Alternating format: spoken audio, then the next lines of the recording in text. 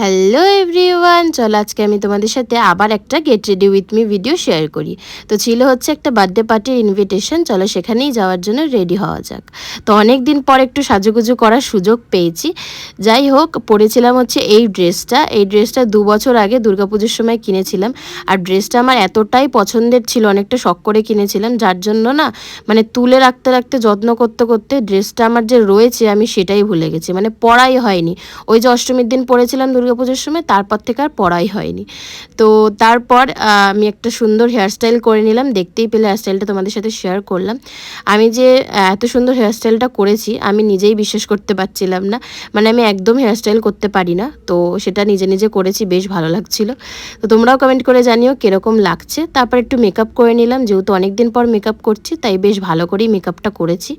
এরপর তো জুয়েলারি খুঁজতে গিয়ে আমার অবস্থাই খারাপ হয়ে গেছিলো, মানে বুঝতেই পারছিলাম না কোন কানেরটা পরবো।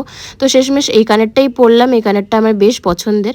তারপর কিছু ম্যাচিং চুড়ি পরে নিলাম, স্টোনের আর মেটেলের, বেশ ভালো লাগছিল। আর কালো টিপ তো আমার ম্যান্ডেটারি, সেটা তো আমাকে পরতেই হবে। একটুখানি পারফিউম লাগিয়ে নিলাম, তো ব্যাস এইভাবেই রেডি হয়েছি।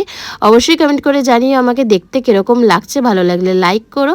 আর মিনি ব্লগ আসছে খুব তাড়াতাড়ি, চলো দেখা হবে নেক্সট ভিডিওতে। সবাই খুব ভালো থেকো, আজকের মতন টাটা।